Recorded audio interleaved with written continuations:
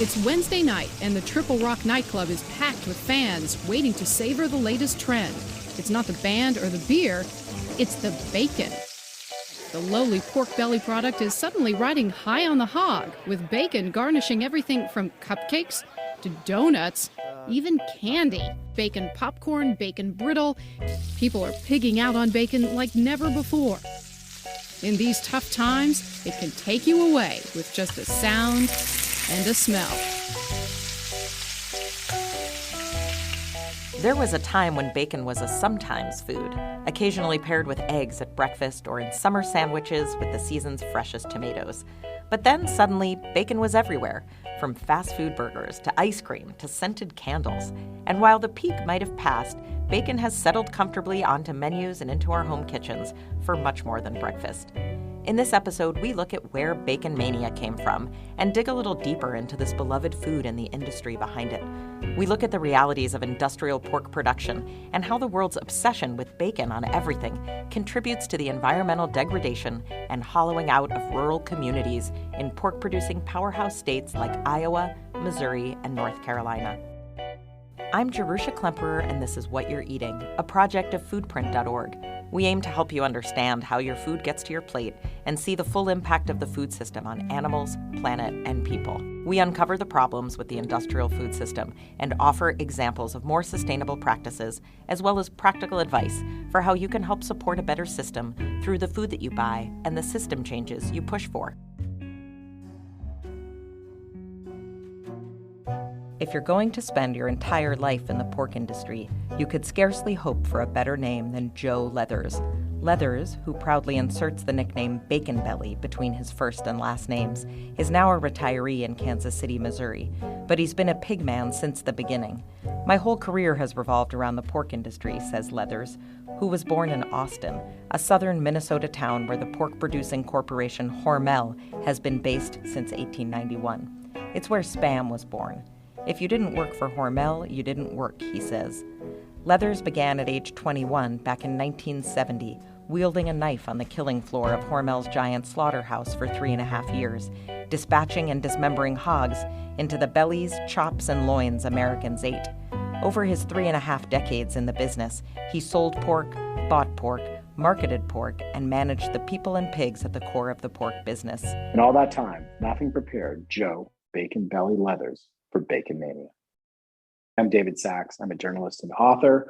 I've written several books about food, including Save the Deli and The Tastemakers, Why We're Crazy for Cupcakes but Fed Up with Fondue. The story of Bacon Mania's rise is really the story of bacon's decline over the 1980s.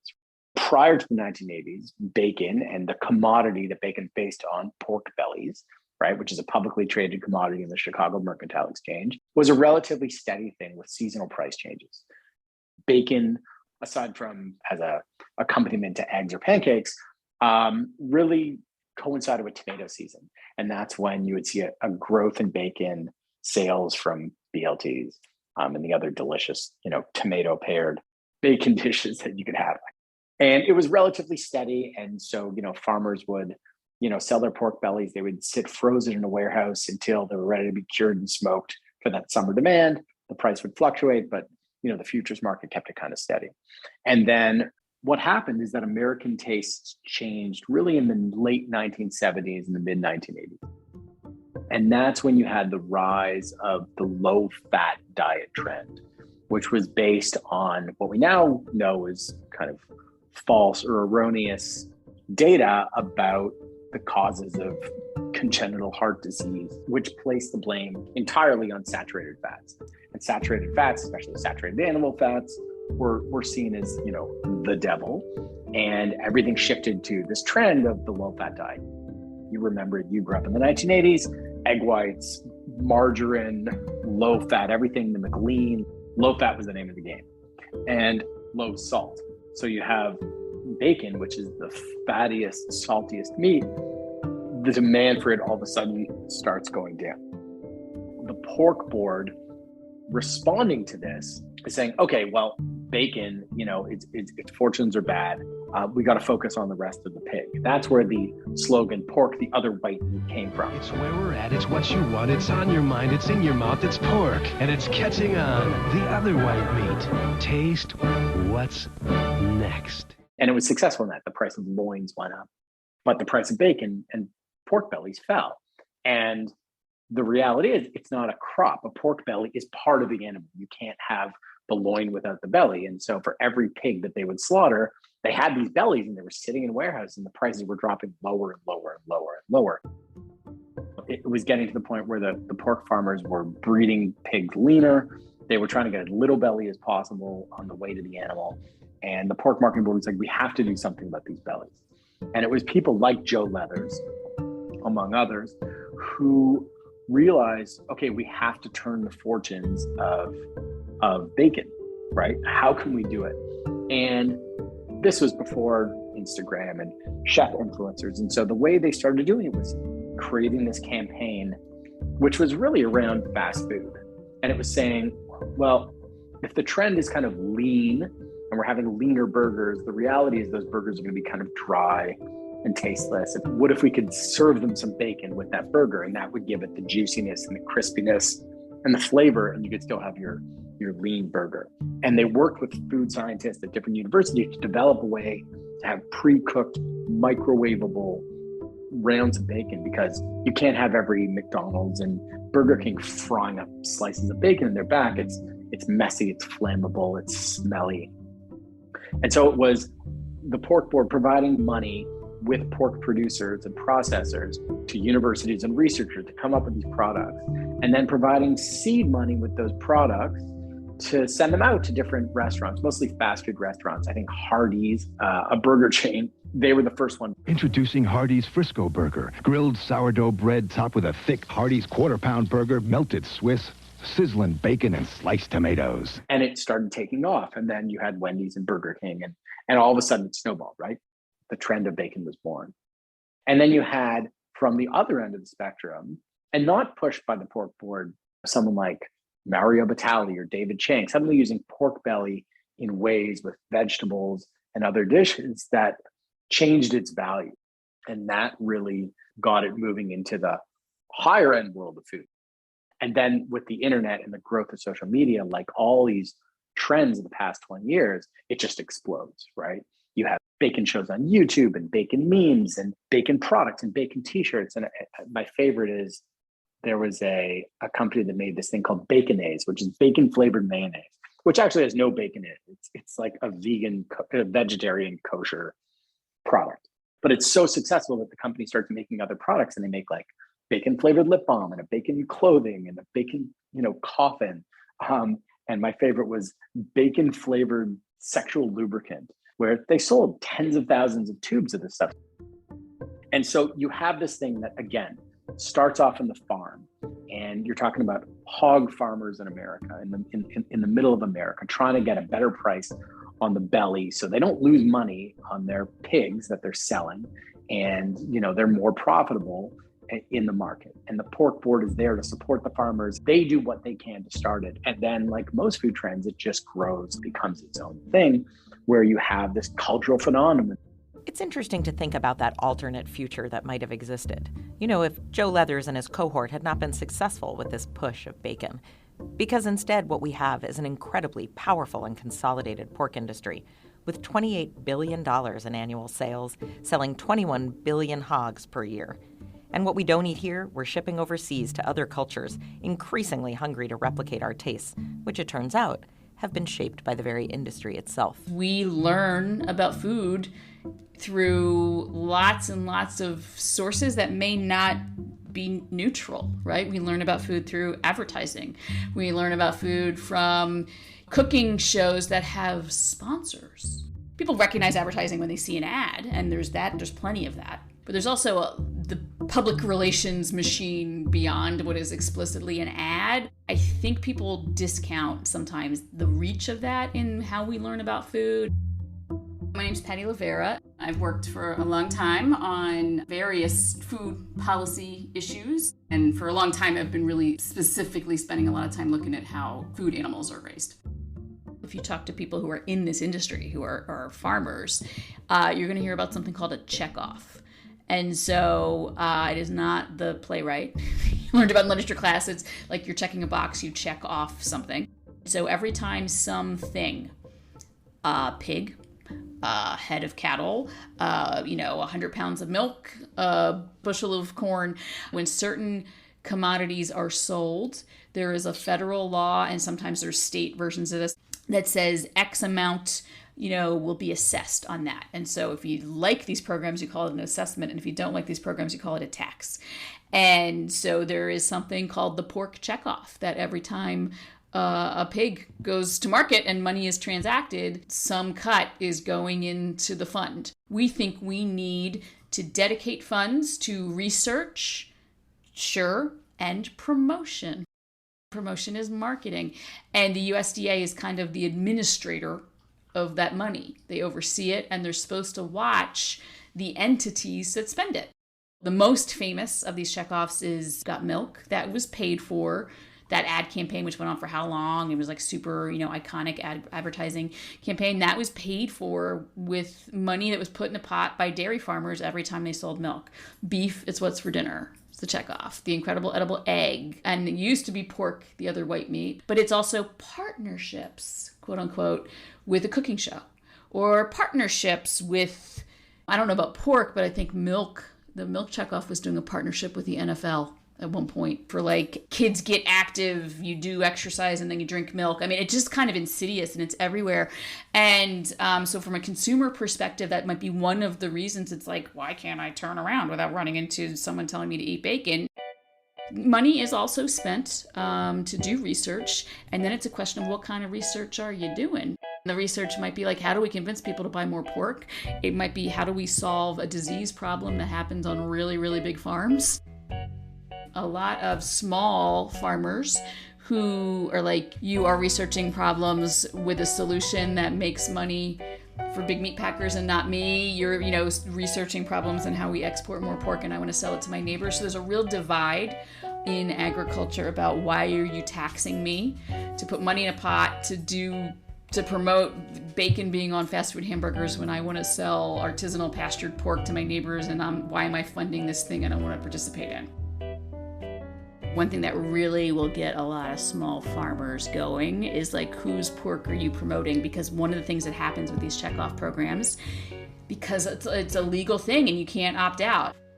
With so many hogs being produced, those checkoff dollars really add up. It's a huge industry with a ton of money, tens of thousands of pigs on each factory farm.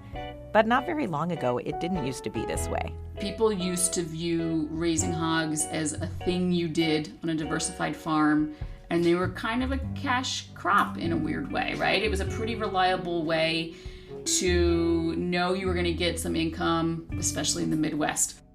In 1985, Missouri had 23,000 hog producers. Huge economic drivers for our rural communities. Hogs are really important too because you didn't need a big piece of land. You could do it on small plots of land. So farmers could raise hogs on small plots of land and make a go at it. Also, hogs flipped fast, so they grew up fast. So you could jump into hogs when the price was high, jump out of hogs when the price went low. It was a self-regulating marketplace, and hogs were called mortgage lifters. They were used to, pay off the mortgage on the farm. My name is Tim Gibbons. I'm with the Missouri Rural Crisis Center. It's a statewide farm and rural organization. We're a membership organization. We started in 1985, sort of ad hoc out of the farm crisis of the 80s. So farmers were organizing in the 80s to stay on their farms during a really bad economic time for farmers and rural economies. And that organizing not only on the ground, direct action, stopping sales of farms on the courtyard steps, but also working for policy, and that's one thing that we know is important. Policies are the things that sort of dictate how industries work and how safeguards work. Missouri had 23,000 hog producers in 1985. As of the 2017 census, just over 2,600 hog producers in Missouri. So that is nearly 90% put out of business. Not because people don't want to raise hogs, but it's because corporations intentionally overproduce, they vertically integrate the marketplace, they know how to make money at all different parts of the food supply chain. They drive the price down at the production side. And when you drive the price down below cost of production for farmers, it kicks them all out of the marketplace, puts them all out of business. Meanwhile, the amount of animals, the number of animals has ballooned by, a huge factor. So what that is kind of the on the ground example of get big or get out. So many farms that used to have 500 head, 700 head, if they're still farming, they're not raising these animals anymore. They're doing something else. And those that remained in the hog business got really, really big, or new operations that came in are really, really big, and they're raising thousands or tens of thousands of hogs. And that's a different system. It's a different economic system. So what does a factory farm with tens of thousands of hogs look like? You have thousands of animals. They're not getting outside, most likely. They spend their life in a barn. When you have especially confinement systems, which a lot of our industrial animals are in, they are physically altered. So pigs might have their tail docked, for example, so that they can cram more together more closely, and the pigs don't hit each other with their tails, causing yet another disease that is very common in industrial pork production. I'm Ravashi Rangan, and I'm the Chief Science Advisor for the Grace Communications Foundation. I'm also part of Funders for Regenerative Agriculture and also True Cost Accounting Accelerator with the Global Alliance for the Future of Food. The feed of these animals and what they're fed and what they are allowed to eat, so spent waste from various different processed food industries would go into animal feed here. We'd also see chicken manure, again, used in animal feed for pigs. So the quality of the feed is another huge area that is quite cheapened when it comes to industrial agriculture. Drug use is the other major category of concern around industrial animal production, and especially with pigs. So many drugs going into the daily feeding of healthy animals, which makes absolutely no sense from a public health basis, but also causes a number of different problems and then masks a lot of different problems. So antibiotics, for example, are used to feed pigs on a daily basis to keep them quasi-clean and reduce the need, I suppose, for hygiene standards to actually be applied. It's really a crutch, unfortunately, that the industrial system has fallen on, again, to be able to sort of cram as many animals as possible inside. Drug use is also used to increase the rate of growth for animals as a growth promoter, and even things like beta agonists, for example, which are maybe people who take asthma drugs are more familiar. That inhaler you take is a beta agonist, and it turns out we feed a lot of beta agonists to pigs and other livestock, again, on a daily basis to promote growth. It's a bit of an insane policy.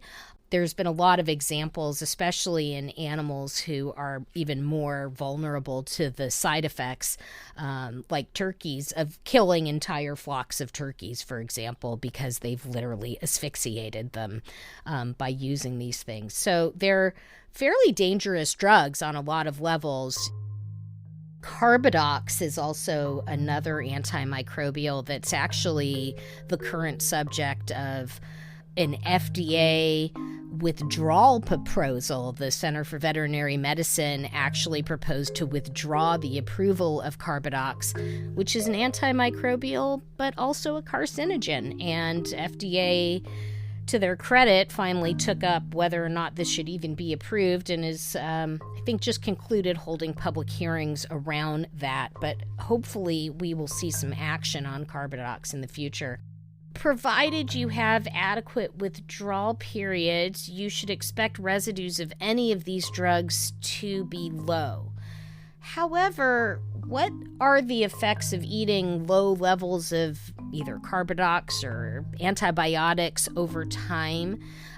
We do not know all of those answers. And in fact, the more we start to understand that we have systems like our microbiome in our gut that are far more sensitive to effects well before you would get to something like cancerous effects, we know that even eating low levels of these things can affect the health of our biome. So it's unclear how far the harm goes, but all to say that the acute harm is likely to the animals themselves and possibly to the workers who are mixing this into feed and actually, providing it to the animals. And again, as often is the case, workers are on these front lines of exposure to many of these things. Those drugs, especially the antimicrobials, lead to the next biggest area of concern, which is manure management in these systems. Pig farms in particular, the manure is very liquid, and so you end up with these manure lakes or lagoons that are literally dug out of the ground, and manure is collected there over time because there's just so much manure piling up, essentially. And when they're in these big liquid pools, it's actually a very good proving ground for creating antibiotic-resistant bacteria. And then these lagoons run off into the environment, sending that antibiotic resistance into the environment itself. What that means for humans is down the line when we get exposed to these bacteria, it can be harder to treat in humans, and we are indeed seeing antibiotics becoming less effective in treating diseases, and diseases becoming more virulent and more resistant to being killed by antibiotics. The other major issue in pork production is the use of gestation crates for pregnant sows. Female pigs that are pregnant are in conventional industrial pork production put into crates where these animals cannot even turn around.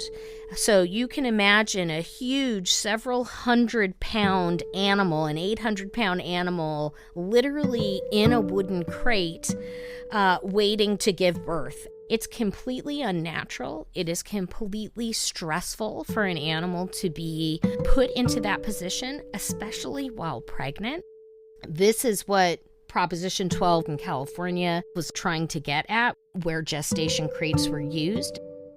But it is a serious animal welfare concern when it comes to pork production. Prop 12 was a California ballot initiative that made its way onto the ballot back in 2018, and it essentially established some really bare minimum guidelines for animal confinement, mainly focusing on pork, eggs, and veal. California has taken action in the past about eggs, and as a result, they've actually moved the needle quite a bit on the kind of number of cage-free eggs that are sold in the United States. The hope here was that they would be able to do a similar thing with pork. Essentially, this doesn't do a lot. It bans gestation crates and just ensures that pregnant sows have enough room to move around, which is, again, really not asking a lot, not fundamentally changing the system. My name is Ryan Nebeker, and I am the Research and Policy Analyst for Foodprint. California is a giant market. It eats about 15% of the nation's pork. So in practice, it's pretty hard to separate out exactly what pork is going to California and what pork isn't. And so immediately it was apparent that this was actually a kind of clever way to get national pork standards to change as opposed to just focusing on California. Pork producers obviously were very unhappy with this, and as soon as it passed, began just this barrage of lawsuits trying to get the law overturned. The other thing that's kind of important to point out here is that while this would ban gestation crates, it doesn't ban farrowing crates, which after birth, they use to make sure that the sow stays in place and she can nurse the piglets and that the piglets don't get crushed, but it's a similar confinement, and this doesn't even ban that. So the pork industry has essentially, rather than spending the money it would need to comply with these regulations, it spent millions suing California. There's been a variety of lawsuits, but the one that gained the most traction was one from the National Pork Producers Council and the American Farm Bureau Federation. that went before the Ninth Circuit, which covers California. And the court actually upheld Prop 12, citing that it was a ballot initiative. Now, the other thing that's going to happen is that the Supreme Court is going to be taking up this case. And if they do strike this down, it would just be a kind of overwhelming shutdown of something that the public approved of, which is a big deal, given that, when the public was given the choice between this, even knowing that this would likely raise prices, they overwhelmingly said yes. When people are kind of shown the horrors of the factory farm system, they're more than willing to do a little to eliminate the worst of it. The critical thing to note here is that these groups don't represent every pork producer. They tend to mainly represent kind of conventional factory farmed pork. And this matters when we're talking about something like Proposition 12. Obviously, the industry spent a lot of time and energy fighting this measure and very little adapting to it.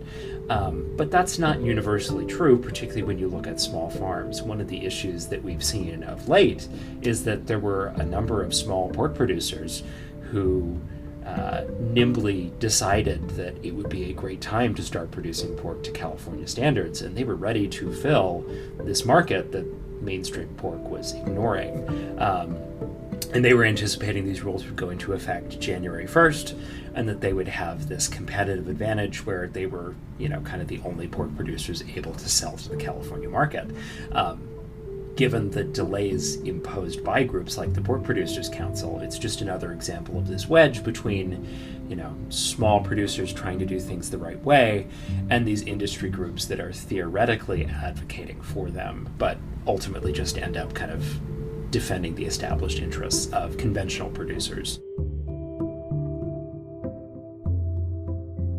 If you use Smithfield as an example, Smithfield ham, Smithfield, Virginia, it's a thing that's been around for a very long time, but it is not the same company that it was 100 years ago, 50 years ago, or even 20 years ago. It has grown through acquisition. That is a story in the industry. The meat and poultry industry is just like smaller companies get bought, then they get bought, like just kind of the fish eating the little fish and getting bigger and bigger and bigger. That has absolutely happened in the pork industry. So Smithfield is now very large, very dominant, and actually Smithfield itself got acquired, and it is now owned by a Chinese company called the WH Group. So now it is no longer just a big company based here, it is a big multinational company. And there's a lot of talk about what does that mean. In Missouri, there's big fights about who can own farmland. Before it was Smithfield, there was a company called Premium Standard Farms. They owned a lot of farmland. They ran factory farms, and those pigs were destined to go to their slaughterhouses, so they owned a lot of farmland. They got bought by Smithfield. Smithfield got bought by a Chinese company, so now, farmland in the state of Missouri is owned by a Chinese entity, and that doesn't sit real well with a lot of folks in that particular state and other states. We don't disparage Chinese people at all. This is about our food system. This is about corporate control of our food system and corporations that have close connections with their governments. Shineway or WH Group has a close connection with the Chinese government. So it not only is a disadvantage for farmers, but it's a disadvantage for consumers too. And that's really something that I think we're seeing right now with increased costs on our grocery store shelves. We're actually having a town hall tonight about rising costs and who's behind them and who's benefiting. It's actually an interesting story in 2013 too, because in the legislature that year, there was a piece of legislation that got slipped into an omnibus bill over the last few weeks of the legislative session, an omnibus ag bill. And we were like, what is that? We were fighting it, but we didn't know what it was for. And what it did is it changed our law from 0% of Missouri farmland being allowed to be owned by foreign corporations to 1% of Missouri farmland to be owned by foreign corporations. 1% of the farmland that we have in our country was 289,000 acres at the time. 2 weeks after that, Smithfield got bought by China. And they also bought over 40,000 acres of Missouri farmland, which they would not have been able to do unless that piece of legislation passed. Big deal. And it just shows the draconian nature of corporate interest and lobbying interests in our state capitals and in our federal government as well. It's not democracy. It's really an old boys club. and it's a special interest club. The important thing about absentee ownership of our land and of our food system, what we find is the farther that control gets away from that land in particular, the less they care about the people that live there, the less they care about the economies, the communities, the less they care about the water and air. They don't know what's going on in Mercer, Putnam, and Sullivan counties. And they really don't care because all they care about is making money off of the investment that they made. Missouri is not alone in its fight to keep factory farms from ruining life for local farmers and the environment. Iowa is the top producer of swine in the country. Water quality is terrible there as a result of industrial corn, soy, and hog production. This past summer, swimming was not recommended on 11 Iowa beaches due to high bacteria levels. The Raccoon River has been called essentially unusable for drinking water due to toxic algae blooms. And this is because the cycle of farming, of using crops to feed animals and using the manure from the animals to fertilize the crops, it has been sort of dismantled. When you drive across Iowa, you don't see animals on the landscape. Animals are completely separate from the crop production landscape. My name is Sylvia Secchi, and I am a professor in the Department of Geographical and Sustainability Sciences at the University of Iowa. Essentially, starting in the Second World War period, we swapped a system in which animals were integral to crop production by providing manure, therefore a form of fertilizer. And because we have now artificial fertilizer, which is produced using fossil fuels, right? What we've done is we have created a system in which farmers prefer, and the whole system is geared for them to prefer to have artificial fertilizer. And so manure has become a waste product. And what you want to do is you want to maximize the amount of land where you use artificial fertilizer. And so you don't want animals on the landscape. And the land grant system, which I call, the research arm of this industrial agricultural process, has worked for decades to optimize this separation. So what it has meant is we use this artificial fertilizer in ways to ensure against extreme weather events. So farmers tend to overapply it. And so we get, fertilizer in our streams and in our lakes. In terms of air quality, you can imagine living near these CAFO facilities is not fun. Again, we get the whiffs of those when the wind blows the right way, even here in Iowa City, even though our county where I live doesn't have a lot of hog operations. And in terms of greenhouse gas emissions, this is the mother lode, right? Because the animals emit greenhouse gases, particularly cattle, but not just cattle. And the crop production system is very fossil fuel intensive. And so there is a lot of greenhouse gas emissions there as well. We have created kind of like a pinnacle of unsustainable production here in this part of the world.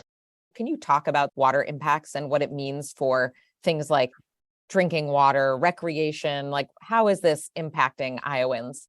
I think this is a great question because when people talk about the impact on water, a lot of the attention has been paid, for example, to hypoxia in the Gulf of Mexico, right? The dead zone in the Gulf of Mexico is due to these excess nutrients that are transported into the Gulf, and essentially the processes, right, whereby marine critters, handle these excess nutrients create a excessive demand for oxygen, and so then there isn't any, and we have these dead zones.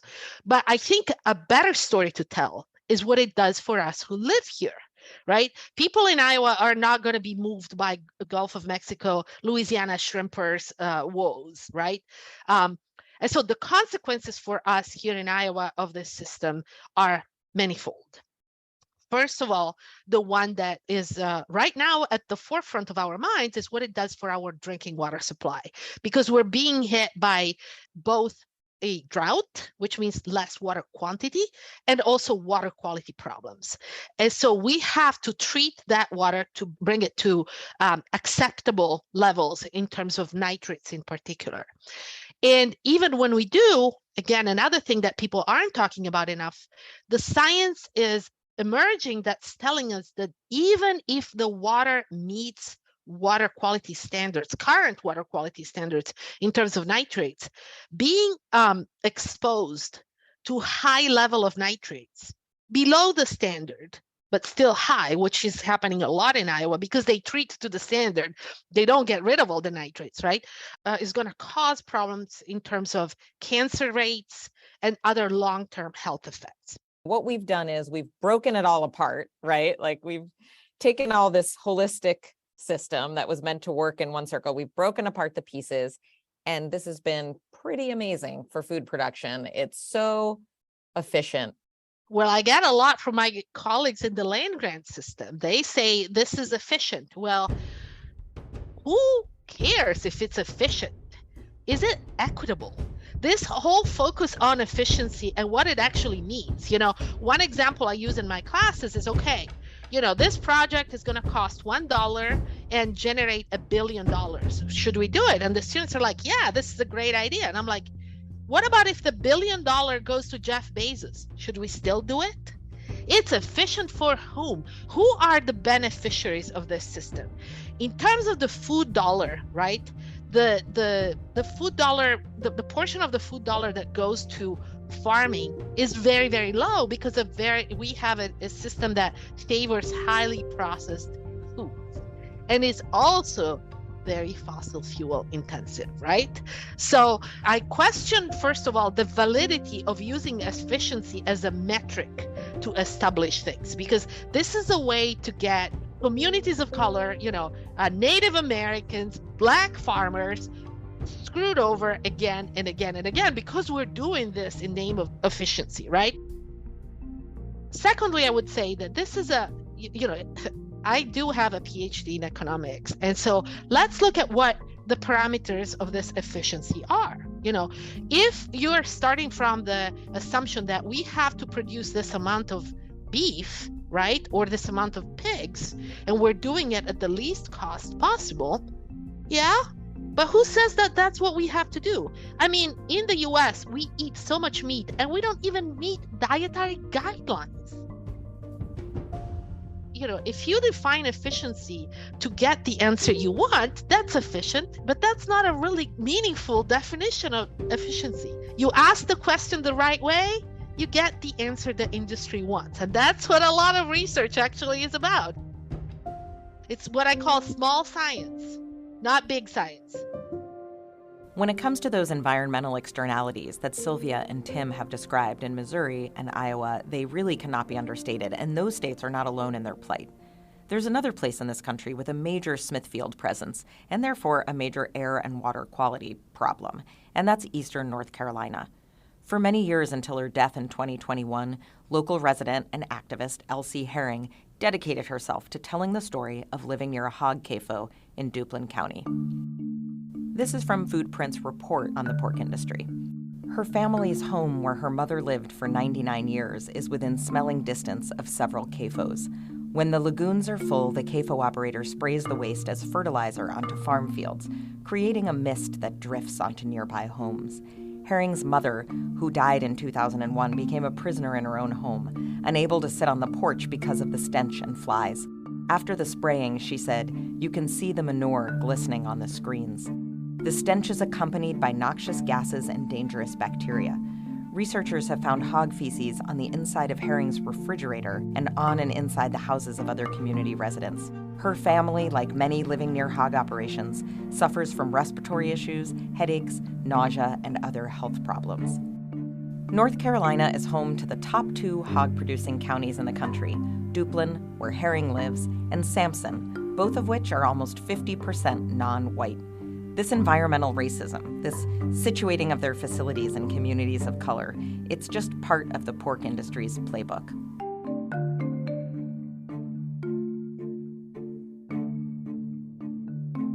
I got interested in pigs because when I used to manage a couple operations, the first one that I managed, I had every enterprise figured out. I had the cattle figured out.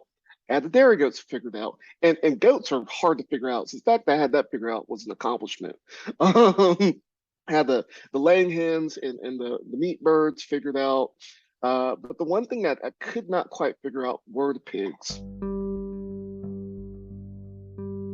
My name is Ryan, but most people call me Pork Ryan. If you don't know how to pronounce it, just hold out the Y and say Ryan if you got a southern accent, and I promise you, you will not forget. I really wanted to talk to Ryan because he loves pigs. He calls himself a pork evangelist. I first found him on Instagram, where he's been sweetly and joyfully posting about pigs and pastured pork production for several years now. When he talks about pigs, he just grins from ear to ear. My whole mission in life is to make sure that people know that they are loved and that there's hope for them. And the way that I do that is by training and educating experienced as well as new beginning farmers across the country, as well as around the world, overseas in East Africa, on best practices as relates to livestock production. I was doing regenerative livestock integration, where we have livestock rotating through paddocks and pastures. And so I did the same thing with pigs. My issue was pigs kept breaking out. They kept destroying infrastructure. They kept being very ornery. And so I had a lot of trouble with them because I always blamed them as the issue. I had an encounter with a sow. Her name was Louise, and she broke out of 4 infrastructures one day. They had to call me back to the farm to come save the day. And I thought I'd save the day by putting her in this luscious isolation pen. She had plenty of pasture, plenty of space, plenty of food, plenty of water, plenty of shelter. And so as I'm walking away, I hear kind of a little rustle in the back. I was like, I guess I should check that out. And looked at her. I could see her looking at me. And I was like, things are fine. Let me just keep going, keep going. So then I walk away, and something just didn't feel right. So I turn around one more time, and I turn around at the exact moment where she started to just bellow this horrific screech. And she went down at the fence gate, lifted it up off with her nose off its hinges, and flung it about 20 feet in the air. 20 feet in the air. I watched that gate fly like a rocket, fall down, wobble while it's falling down, and you can see literally a triangular dent where her nose met the bottom frame of that gate. At that moment, I gave up hope. I was like, you know what? I'm done. I hate pigs. I just hate them now. I've tried everything. I've done everything. I don't understand why I keep failing in this area. But I think that was really a way for God to show me that I needed to be humbled. And I remember getting down on my knees. Louise was trotting over to me in victory. She was trotting in victory. And she came up to me grunting, and I grabbed her by the big fat jaws. And I just said, I'm going to love you so hard that just maybe I'll understand you. And that took me on this huge journey of being able to see that all the issues that I was experiencing with pigs were me problems, right? It was a lack of attention to detail, a lack of animal stewardship on my part. And so the more I just observed them, watched them, play with them, the more I began to appreciate their natural behaviors in the natural ecosystem. I often tell people that as much as I appreciate all livestock producers, mostly the CAFO model divorces animals from the land, right? I remember growing up watching a Natural Geographic, Animal Planet, Jack Johanna, Steve Irwin, and you could see animals playing dynamic role in dynamic ecosystems. And so I wanted to be able to express that through regenerative agriculture. And I got to do that with pigs. The more I observed them, the more I was able to understand how I could best serve the pigs rather than the pigs best serving me. The more time I spent with pigs, the more I realized how smart they were. They were very intelligent. Part of the reasons why I had trouble managing them initially was because they were highly intelligent. They have about the IQ between a 3 to 5-year-old, so we can say a 4-year-old. And if a 4-year-old does not have enrichment, in scientific community, we talk about enrichment. How does an animal play? How does an animal engage with their environment? When there's no enrichment, and in this case with pigs, then they start figuring out how to play in other ways, which means they're breaking out of fencing. They're destroying infrastructure as a way of enrichment. So it's important for pasture management that a pig is constantly rotated, so that way their enrichment is towards nature, towards the environment in a healthy way, not in a destructive way towards the environment and towards the infrastructure that you built around them. So they're very intelligent. They're actually very hygienic. If you give them enough space, they will pick a spot to defecate in. And that's very true, whether it's a breeding stock or whether it's a group. And it's a really good way for a farmer to be able to capture that manure if they want it and utilize it off of that enterprise. I asked him what he wished consumers knew when they made choices about what pork to buy. I wish that a lot of consumers and maybe potential consumers would consider buying from a local farmer, especially a pastured pork farmer, because I love pigs and I love pork, because the quality of pork on average is so much better, right? So there's the actual quality of that pig. This pig is not just simply getting a generic ration, corn, soy ration, right? In a lot of cases, many of the pasture-raised producers are not using corn and soy. They'll use a non-GMO feed. So they might be eating pearl millet, barley, wheat, field peas. These are crops that are an alternative, small grains that are an alternative to the big two when it comes to corn and soy. And a lot of people are happy about that because they're tired of eating GMO corn and GMO soy. The other reason is exercise. Again, when we talked earlier about enrichment, when you have pigs in a CAFO operation, they don't get a lot of exercise. They're just stuck in the pen for all their days. With your pasture pork producer, or even if it's not pasture, maybe they're being raised in the forest, they're getting so much exercise. They're running around, they're digging through the earth, they love to root. And so they're being able to actually enjoy themselves and express themselves in their fullest possibility. A pig in a confinement operation cannot do that. They cannot root on concrete. So you're getting pigs who are more healthier exercise-wise, and you can see the difference because their meat is a lot more redder. It's not pork, the other white meat, it's a lot redder. There have been a lot of attempts and a lot of different ways people have started to farm pork in a better way. There's sort of been multiple different entry points to that, as you can see from even what's sold on the market. The one issue with pigs, for everyone to keep in mind, is that they eat a lot of food. More than a cow, more than chickens, and when the organic industry was sort of getting up and running with the National Organic Program, pork was one of the last of the meats to get to the market. And that was because of the challenges with producing these vast quantities of organic feed to be fed to these animals. It truly is a challenge to raise pigs in a much more sustainable way with sustainable feed. And if you're making that feed sustainable, you're making a lot of it. And so the cost is quite significant for sustainable pork. When it comes to welfare, there's probably been the most, I would say, headway made in the sustainable space. So there are animal welfare labels on pork that you might see, certified humane or animal welfare approved, which are truly trying to get at some of those welfare issues in industrial agriculture that we were talking about.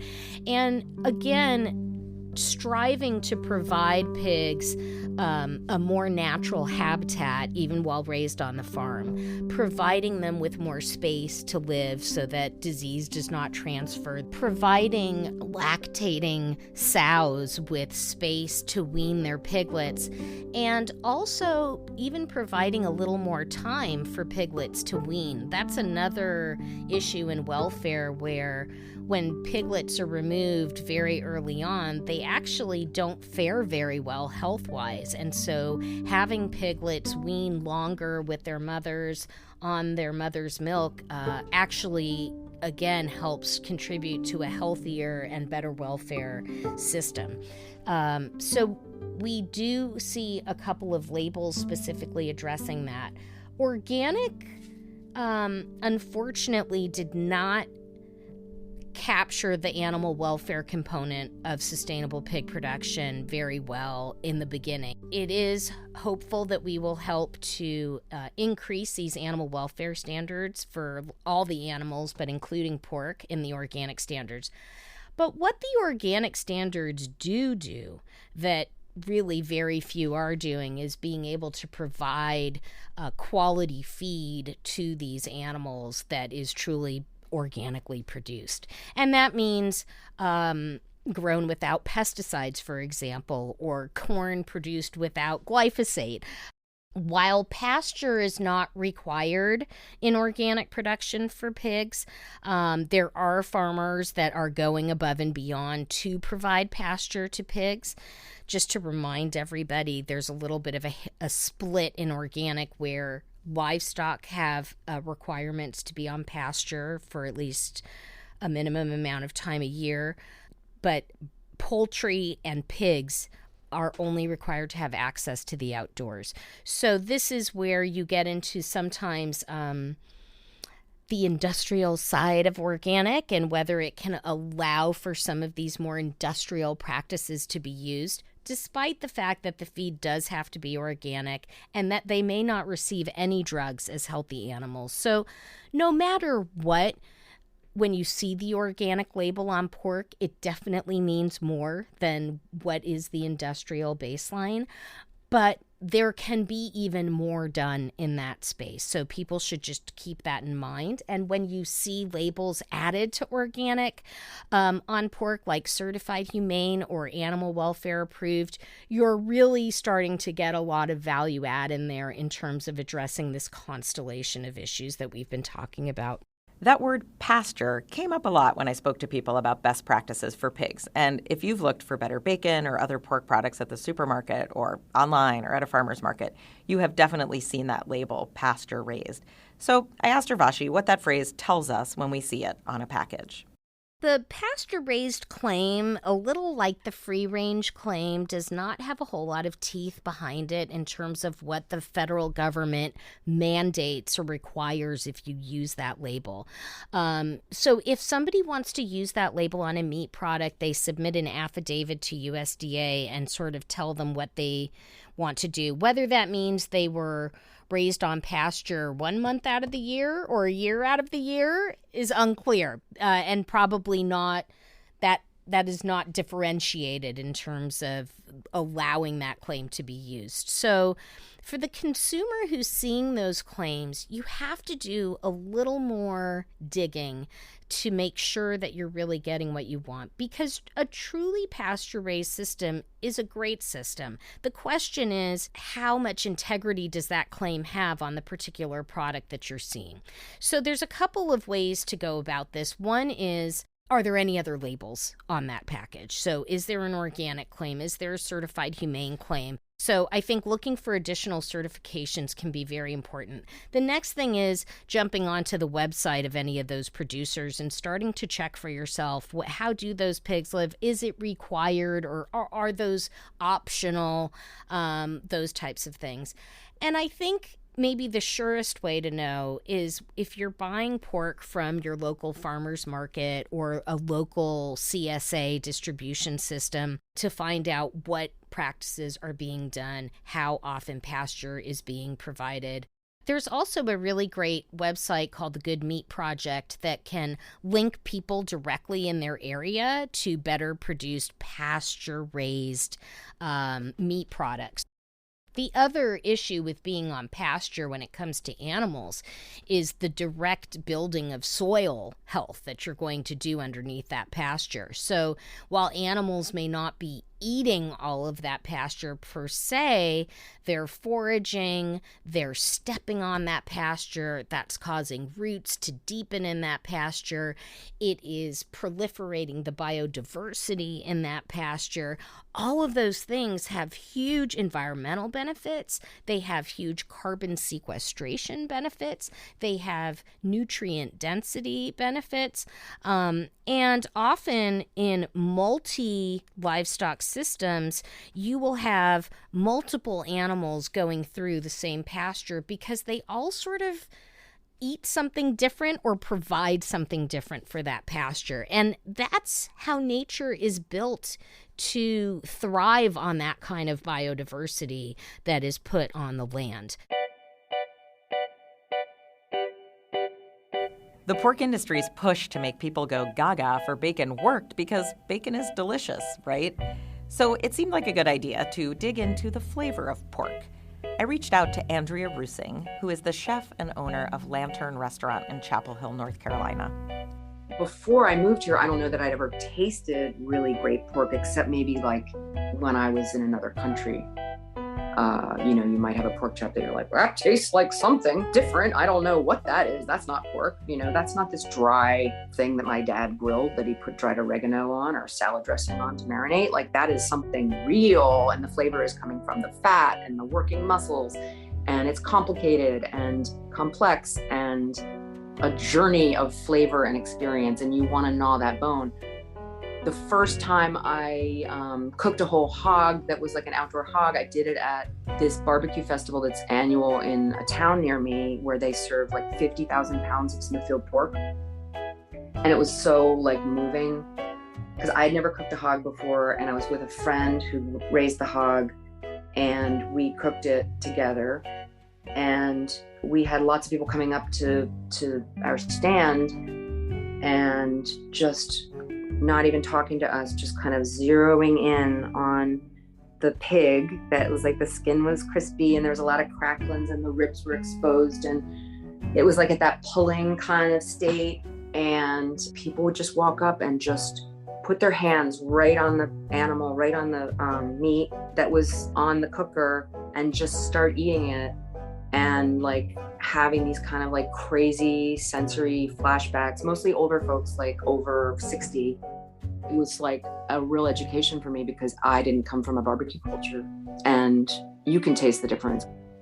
You can taste the cruelty in pork, and whether it's that industry term PSE? PSE stands for pale, soft, and exudative. The industry term for what happens biologically during slaughter. And it is about emotion, it is about fear, it is about the way an animal dies. It can be anyway. And I don't know, just pork, supermarket pork's not really worth eating to me. Though it's like, that is a flavor moment where when you taste that difference, you can't taste it in everything, but when you taste it, like, that's the beginning of a shift, of a real shift personally. And it's got to come from a shift personally. It can't come from a feeling of like, I'm a bad person because I'm buying inexpensive pork.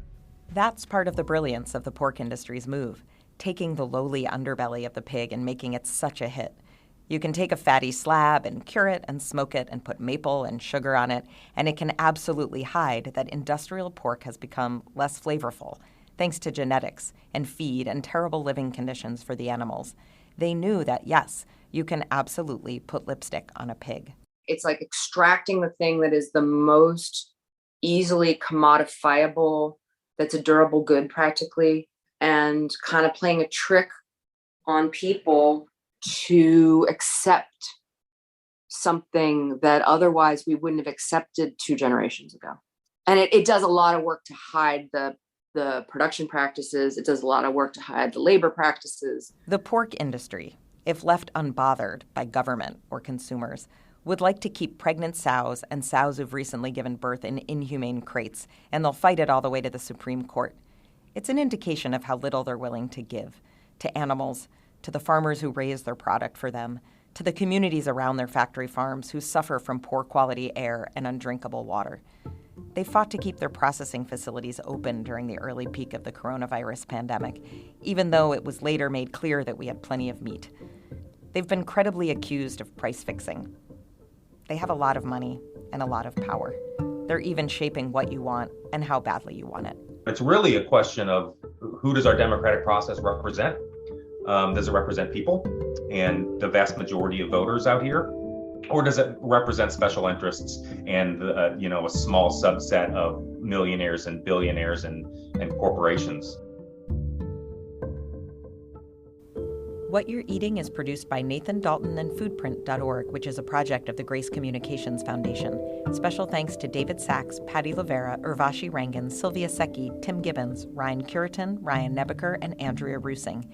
You can find us at www.foodprint.org, where we have this podcast as well as articles, reports, a food label guide, and more.